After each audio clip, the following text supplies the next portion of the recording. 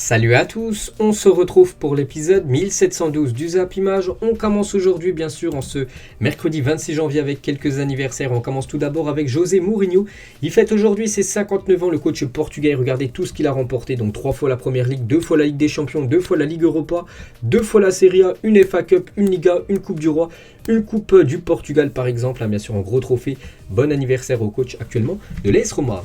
Il y a aussi Florian Thauvin, l'ancien joueur de l'OM, il fête aujourd'hui ses 29 ans maintenant, joueur du côté des Tigres. Du côté du Mexique, Alexandro, le défenseur brésilien, il fête aujourd'hui ses 31 ans. Nuno Tavares, le jeune Gunners, il fête aujourd'hui ses 22 ans. Sakina Karchaoui, une joueuse du Paris Saint-Germain, elle fête elle aujourd'hui ses 26 ans. Leonardo Balerdi, un jeune défenseur marseillais, il fête aujourd'hui ses 23 ans. Et toujours avec Marseille, Bernard Tapie aurait fêté ses 79 ans. Aujourd'hui, le boss à jamais. Bien sûr, le premier, grosse pensée à Bernard Tapie, grosse pensée bien sûr à sa famille. On va parler cette fois-ci de la Coupe d'Afrique des Nations. Et on commence bien sûr avec ce match Maroc-Malawi. C'était hier et victoire des Marocains 2-1. Le Maroc se hisse en quart de finale grâce à des buts de En-Nesyri et Achraf Hakimi. En plus, un magnifique but bien sûr d'Achraf Hakimi qu'on va parler juste après. Donc pourtant, on peut voir voilà, le scénario du match. Le Maroc était mené 1-0, mais ils ont su égaliser et su surtout gagner le match et su surtout se qualifier pour les quarts de finale. Donc félicitations bien sûr au Maroc, à une équipe favorite pour remporter cette compétition. Et l'homme du match les gars, on le connaît très bien en France vu qu'il s'agit de Achraf Hakimi, le défenseur droit parisien. Donc il est élu Man of the Match. Félicitations à lui, il a marqué un magnifique coup franc Achraf Hakimi hier. Donc j'ai pas vu le match mais j'ai vu son but, vraiment très très beau but bien sûr de Achraf Hakimi. Il a tout simplement nettoyé la lucarne. Le gardien du Malawi n'a rien pu faire et bien sûr sur cette frappe surpuissante du joueur Achraf Hakimi.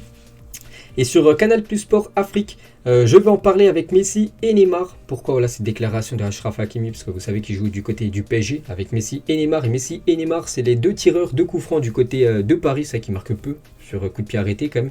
C'est de là, surtout sur coup franc. Et Achraf Hakimi, lui, marque. Donc c'est pour ça qu'il aimerait maintenant en tirer quelques-uns quand même du côté de Paris. Et je pense que ça peut être très bien pour lui.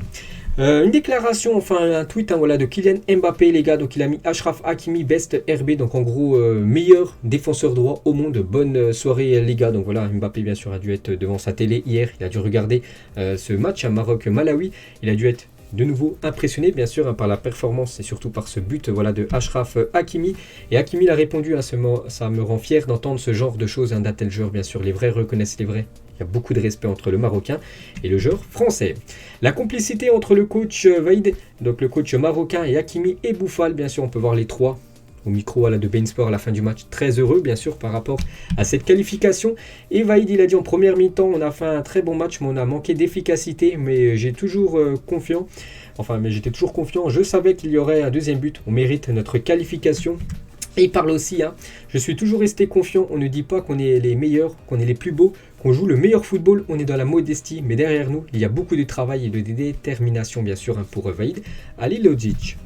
On va parler de Youssef En-Nesyri, l'attaquant de Séville les gars. Donc il a inscrit tout simplement son premier but lors de cette CAN 2021. Il est très important bien sûr son but vu qu'il permet bien sûr à son équipe de se qualifier pour la suite de la compète. Et le Maroc les gars, on ne sait toujours pas son futur adversaire lors des quarts de finale parce que le Maroc affrontera soit la Côte d'Ivoire soit l'Égypte en quart de finale. Donc ce match Côte d'Ivoire-Égypte est prévu aujourd'hui à 17h. Et on va féliciter bien sûr l'équipe du Malawi les gars pour son parcours quand même lors de cette CAN 2021. Donc ils ont quand même atteint les 8e de finale d'une grande compétition. Donc c'est très très bien pour cette nation. On va parler de l'autre 8e de finale hier, c'est entre le Sénégal et le Cap-Vert. Victoire des Sénégalais 2-0, donc parfait bien sûr pour l'équipe par exemple de Idrissa Gueye, le joueur du Paris Saint-Germain. Donc les Lions de la Teranga se qualifient pour les quarts de finale. Ça sera soit contre le Mali, soit contre la Guinée équatoriale. Le match est prévu ce soir bien sûr, concernant le futur adversaire du Sénégal. Et on peut voir quand même que le Cap-Vert c'est quand même, on va dire, tiré deux balle dans le pied parce qu'à la 21e, à la 57e, ils ont pris à chaque fois un carton rouge. Donc ils ont fini le match, les gars, ils ont joué même plus d'une demi-heure avec 2 joueurs en moins. Donc ça a été très compliqué surtout de rivaliser avec le grand Sénégal. Donc on va dire c'est une qualification quand même facile quand même bien sûr du Sénégal les gars pour les quarts de finale. Et on va parler du deuxième rouge. Donc Vozinha, c'est tout simplement le gardien du Cap-Vert. Donc énorme choc entre Mané et Vozinha. Le gardien capverdien a du mal à tenir debout. Donc il a pris quand même un carton rouge. Il sort sur civière. Le Cap-Vert terminera à 9. Mané est resté longtemps au sol. C'est vrai que regardez ce choc les gars. Tête contre tête entre Mané et Vozinha. Donc ça fait quand même des dégâts. Donc Vozinha est sorti sur carton rouge, mais sur civière. Et Sadio Mané a repris le match. Donc voilà, des nouvelles rassurantes pour Sadio Mané. Surtout, il a repris le match. Et quelques minutes après, les gars, il a été buteur comme Sadio Mané, malgré son coup.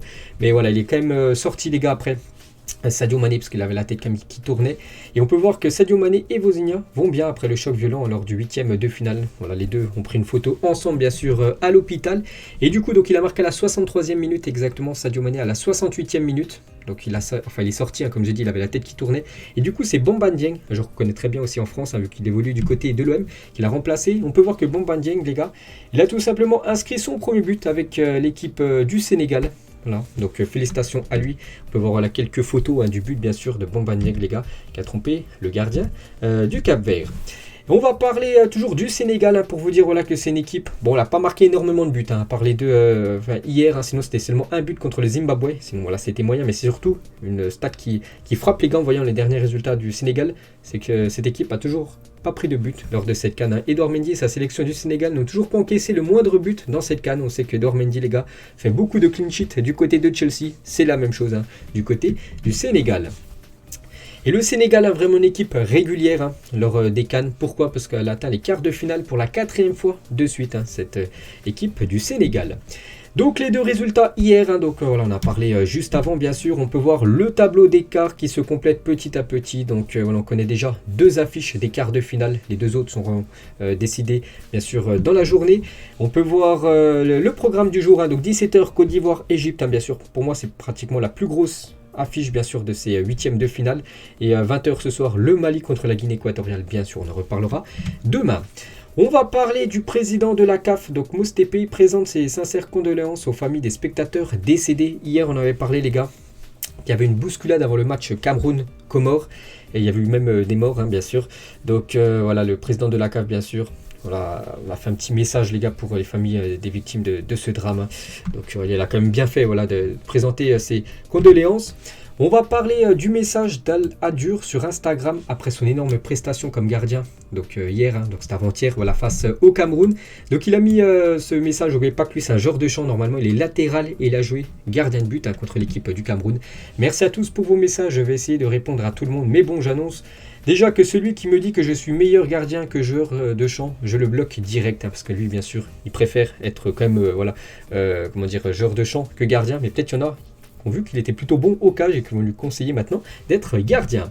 Et il a dit la vidéo dans le bus, on pensait qu'on allait avoir du retard, mais au final, ça allait, c'était tranquille. Parce que hier, je ne sais pas si vous avez vu sur les réseaux sociaux, il y avait pas mal de vidéos, voilà, de photos qui montraient que l'équipe du Comore se préparait dans le bus. Donc il a rectifié tout ça, il a dit les images dans le bus, non, on avait une escorte, mais il y avait un petit peu d'embouteillage, on pensait arriver en retard. Les kinés se sont avancés un peu avec des petits straps, c'était pas le bordel franchement. Donc il dit en gros que l'organisation a été correcte, bien sûr, pour cet avant-match, malgré toutes les vidéos qu'on a pu voir, bien sûr, où que c'était voilà, que l'équipe du Comore ont dû se préparer dans le bus.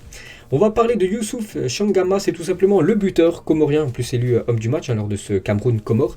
Je veux faire passer un petit message à la CAF, il y a des règles, mais on est tous dans le Covid, il y a des adaptations partout. C'est inadmissible qu'on ne s'adapte pas à notre situation, il nous manquait un gardien, donc en gros, les reproches peut-être à la CAF de ne pas avoir essayé au moins de reprendre un gardien comorien, qui n'était pas dans la liste bien sûr du Comore, mais vu qu'on sait que voilà, tous les gardiens étaient touchés à cause du Covid ou des blessures, donc reprendre un gardien.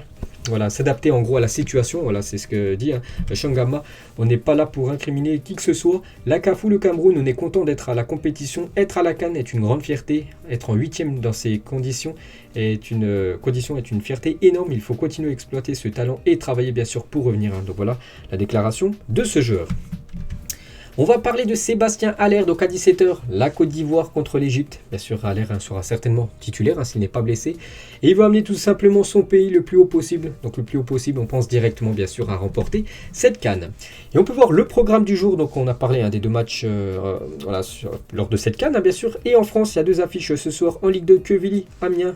Angers, Saint-Etienne ce soir à 19h et on va parler de ce match les gars, mission impossible pour Dupraz, 12 points ou moins après 21 matchs, donc 10 équipes ont eu si peu de points après on va dire 21 matchs en Ligue 1, donc elles ont toutes été relégués en fin de saison. Donc voilà, c'est peut-être le match de la dernière chance ce soir pour Saint-Etienne. Il faut absolument prendre les 3 points parce qu'actuellement, ils sont complètement détachés par rapport à Bordeaux, qui est, je crois, juste devant eux. Je sais plus si c'est Bordeaux qu'avant-dernier. Bref, donc voilà, ils sont quand même mal embarqués, cette équipe de l'AS Saint-Etienne. Et d'après l'historique, voilà, toutes ces équipes, les gars, sont descendues à la fin de la saison. On va parler de la grosse info, les gars. On peut dire c'est un coup de théâtre, les gars. Ça concerne Ousmane Dembélé. Il veut rencontrer le président Juan Laporta afin d'apaiser les tensions. L'international français n'a pas envie de partir cet hiver d'après les sources catalanes. C'est que Dembélé, les gars, on entend beaucoup d'infos là, ces derniers jours, là, depuis quand même quelques jours. Il n'est plus convoqué avec le groupe Blaugrana. Mais lui, les gars, voilà, il va peut-être changer de situation, les gars. Il va certainement vouloir parler bien sûr maintenant avec l'équipe du Barça et peut-être prolonger. Et si Dembélé restait, parce qu'il était quand même pressenti pour partir de cette équipe, donc Dembélé veut s'entretenir directement avec Laporta. Le joueur insiste sur le fait que son intention est de prolonger. Il veut débloquer la situation. En gros, il en a marre de s'entraîner et ne pas jouer. Voilà, les week-ends bien sûr avec l'équipe professionnelle. Donc l'agent d'Ousmane Dembélé, Moussa Sissoko, est arrivé à Barcelone ce matin pour but d'échanger avec le club catalan. On peut voir là une photo de l'agent bien sûr de Ousmane Dembélé. Donc il s'agit de Moussa Sissoko. Donc il va rencontrer bien sûr Juan Laporta. Et Dembélé est la clé pour que le Barça réussisse à faire venir Tagliafico et ou bien sûr Alvaro Morata. Pour cela, le Français doit partir ou prolonger en baissant son salaire. Donc n'oubliez pas que lui et son agent voulaient augmenter bien plus son salaire. En fait, le Barça, les gars, aimerait, s'il prolonge, en gros, qu'il descende son salaire, bien sûr. Voilà, c'est ce qui coince pour l'instant. Mais voilà, Dembélé, les gars, ouvert la porte. Il aimerait rencontrer Laporta pour pouvoir discuter, bien sûr, de son avenir. Donc voilà, tout sera décidé, les gars, dans les prochains jours. Voilà, parce qu'on est bientôt en fin de mercato, n'oubliez pas, c'est le 31 janvier. Et concernant Morata, les gars, en attendant Dembélé, on peut voir que Dembélé s'est relié bien sûr au feuilleton bien sûr Morata. On peut voir que ça fait la une du journal Sport aujourd'hui et la même la une aussi du journal Mundo Deportivo aujourd'hui, toujours Dembélé relié avec Morata. On va parler d'Ansu Fati. Donc hier j'avais dit qu'Ansu Fati, il avait une réunion hier exactement à 14h avec les médecins du club pour savoir s'il allait se faire opérer ou non. Il a décidé tout simplement de ne pas se faire opérer. Ansu Fati, il suivra un traitement conservateur afin de soigner sa blessure au tendon du biceps fémoral de la cuisse gauche. C'est officiel, les gars. Donc du coup, vu qu'il ne veut pas se faire opérer, donc déjà il est indisponible au minimum 2 mois. Donc s'il se faisait opérer, c'était de 3 à 4 mois. Donc il sera peut-être de retour avant. Mais voilà, il ne sera pas rétabli à 100%, je pense. Parce que s'il ne se fait pas opérer, parce que les médecins du club lui conseillaient. Mais bon, après, voilà, bien sûr, c'est le joueur qui a la décision finale. Donc voilà les infos, bien sûr, concernant Ansu Fati. On va parler du gros feuilleton aussi que j'avais parlé hier. J'en ai parlé aussi hier soir dans ma vidéo transfert. La Juventus a soumis une offre officielle de 75 millions d'euros pour Dusan Vlahovic. Voilà, c'est imminent, les gars, la signature de l'attaquant serbe du côté de la Juventus. Donc, il touchera un salaire de 7 millions d'euros annuel. Donc, c'est un contrat de 4 ans et demi avec la Juventus. Donc, c'est vrai que depuis quelques semaines, les gars, je disais qu'il était en fin de contrat, en fin de saison. Je me suis trompé, je l'ai regardé avant la vidéo, il est bien en fin de contrat en juin 2023, l'année prochaine. Donc, petite erreur, bien sûr, de ma part.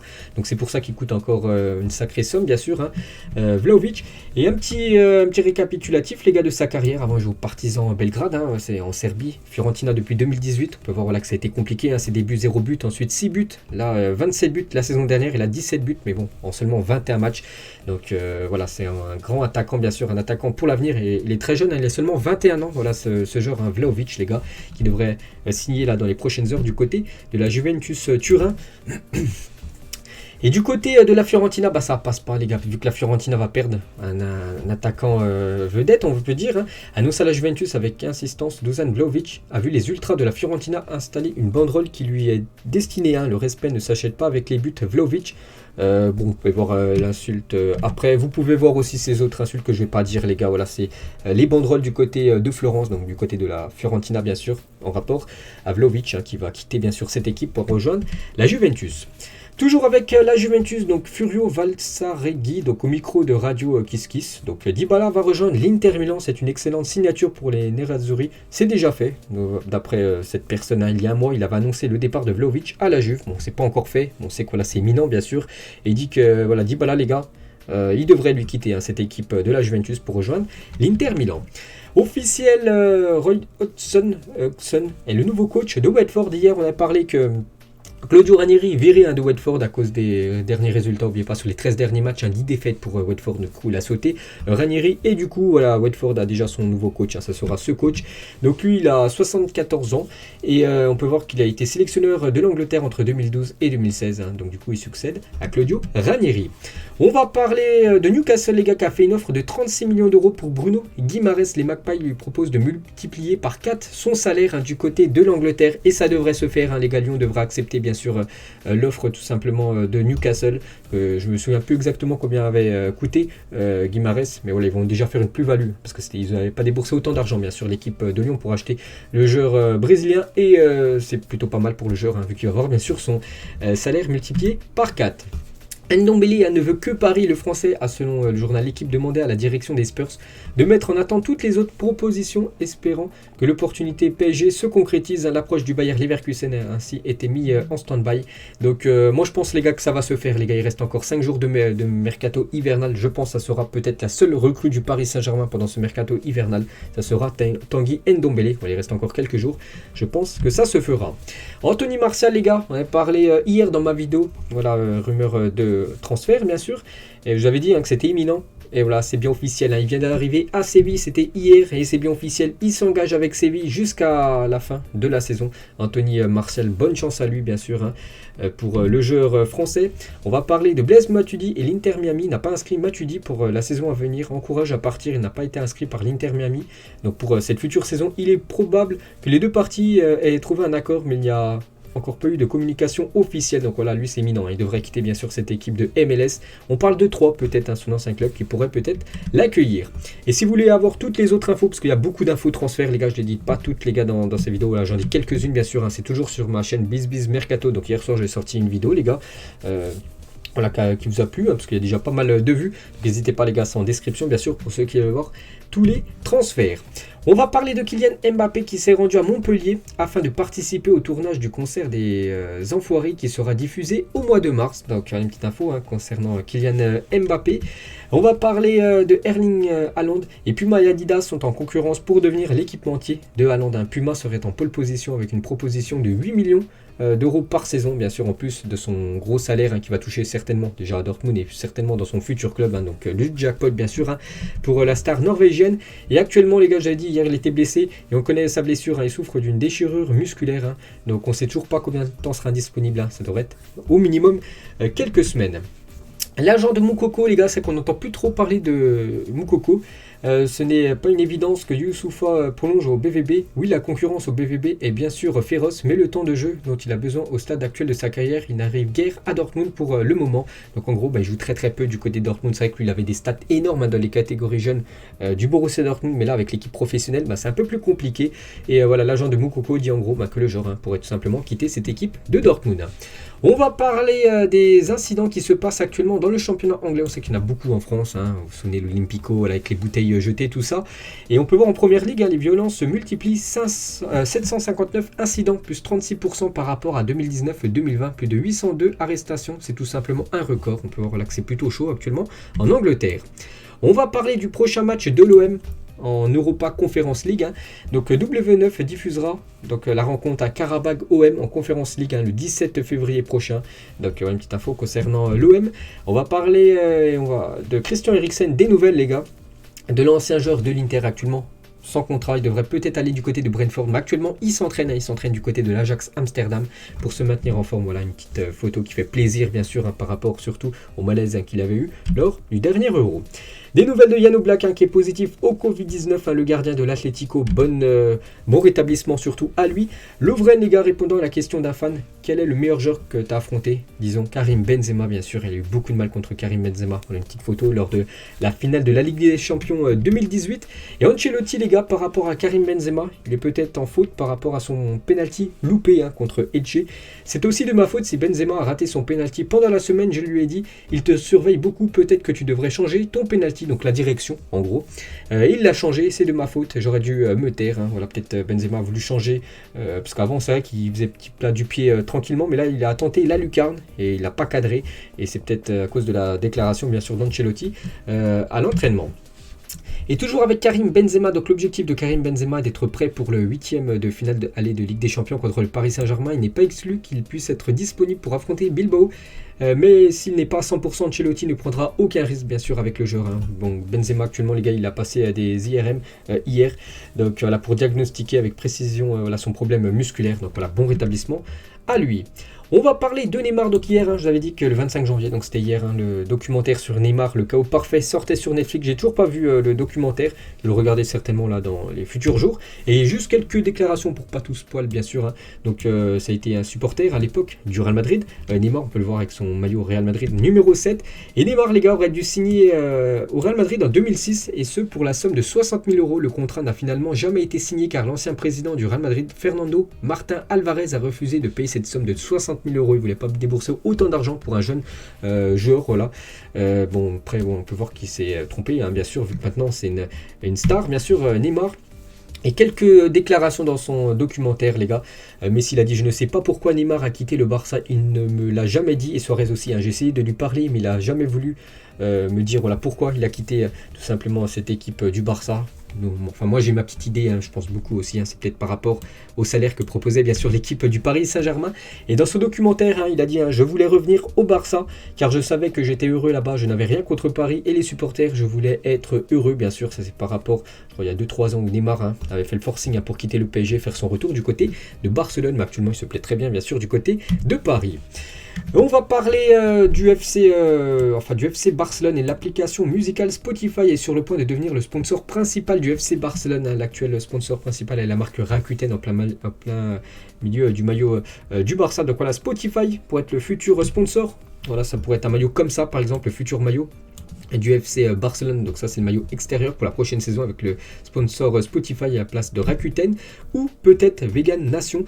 Selon Sport, le FC Barcelone aurait reçu une offre de sponsoring de plus de 80 millions d'euros par an, c'est énorme, en provenant de Vegan Nation, une entreprise de crypto-monnaie pour apparaître sur le devant du maillot, la manche ainsi que sur les tenues d'entraînement. Et si vraiment ce deal venait à se faire, donc Spotify propose moins que Vegan Nation, donc Vegan Nation les gars c'est 80 millions d'euros par an, ce serait tout simplement le plus gros contrat de sponsoring de l'histoire du foot. Voilà pour le sponsor en plein milieu du maillot. Donc voilà, ça peut être le jackpot bien sûr pour le Barça. On va parler de Adidas qui sortira une collection lifestyle spéciale pour le Real Madrid au début de l'année 2023. Une collection qui combinera la marque Adidas avec le nom du club et qui s'inspirera de la célèbre ligne de vêtements sortie dans les années 90. On va parler de ce tweet les gars, donc un supporter de Lyon. Jérôme ramène Lewandowski à Lyon, s'il te plaît. Parlons de Jérôme Boateng, donc défenseur de l'OL. Donc il a dit si ce tweet obtient 100 000 RT, je parlerai à Robert. Donc en parlant à Robert Lewandowski pour venir du côté de Lyon. Bon, ça m'étonnerait bien sûr que le Polonais signe du côté de Lyon. Et Lyon a décidé de saisir le CNOSF pour contester la programmation du match à rejeu contre l'OM en raison des éventuelles absences de Paqueta et Bruno Guimaraes qui vont jouer bien sûr avec le Brésil, voilà, lors de la trêve internationale. Une petite info les gars sur Cristiano Ronaldo, actuellement quelques jours de repos pour CR7, il a pris la direction de Dubaï les gars pour passer quelques jours bien sûr Cristiano Ronaldo, avant de retourner bien sûr du côté de l'Angleterre et préparer cette deuxième partie de saison avec les Red Devils. Sergio Ramos les gars, lors de l'ouverture de sa salle de sport à Madrid, pour moi rentrer à la maison est toujours une joie bien sûr. Il a ouvert une salle de musculation du côté de Madrid, Sergio Ramos, donc il a fait l'inauguration, c'était hier, donc voilà une petite photo de Sergio Ramos. Et Thomas Roncero, donc c'est tout simplement le rédacteur en chef de la section Real Madrid pour le quotidien AS. Je n'applaudirai pas Ramos au Bernabéu car il joue pour le Paris Saint-Germain, j'applaudirai Ramos s'il gagne la finale de la Ligue des Champions. Je veux qu'il soit éliminé et le Bernabéu, je ne pense pas qu'il va applaudir Ramos. Le Bernabéu soutiendra son équipe bien sûr par rapport à ce match. Real Madrid, PSG bien sûr, Ramos, ancien joueur du Real, maintenant joueur du PSG. Donc voilà, il sera peut-être sifflé du côté du Real, alors que c'est quand même une légende bien sûr de cette équipe madrilène. En ce jour, il y a 19 ans, Daniel De Rossi faisait ses débuts en professionnel. Regardez tout ce qu'il a remporté. Une Coupe du Monde, bien sûr, 2006. 2 fois la Coupe d'Italie, plus de 616 matchs avec l'AS Roma, 63 buts et 55 passes D, bien sûr, pour la légende De Rossi du côté de Rome. On va parler des huis clos du côté de l'Allemagne et c'est fini. Il n'y a plus de matchs à huis clos du côté de la Bundesliga. L'État de Bavière établit une jauge à 25% environ, donc en 10 000 spectateurs pour les matchs à l'Allianz Arena pour les futurs matchs à domicile.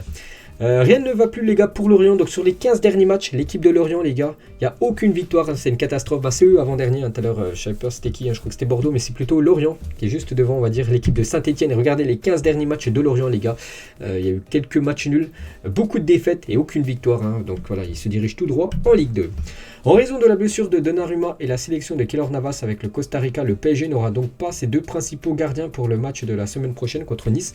Donc le Tellier devrait connaître donc sa première titularisation parce que le troisième gardien, Sergio Rico, lui a pris la direction de Mallorca en prêt. Du coup, ça devrait être le Tellier, les gars, qui devrait coller ce match de Coupe de France. Et on va parler de ce jeune gardien du PSG, jugé comme un joueur prometteur par le PSG, Denis Franchi, un gardien italien pour être prêté pendant les 6 prochains mois afin d'engranger du temps de jeu. Bien sûr, le PSG compte sur ce gardien, bien sûr, pour l'avenir. Il est encore très jeune. Adidas a présenté sa nouvelle paire de crampons, la Predator Edge. Pour son lancement, la marque aux 3 bandes a décidé de mettre des ambassadrices féminines en tête d'affiche. En cette année, bien sûr, d'Euro féminin, on peut voir par exemple Wendy Renard. Donc voilà les nouvelles paires de crampons sorties par la marque allemande Adidas.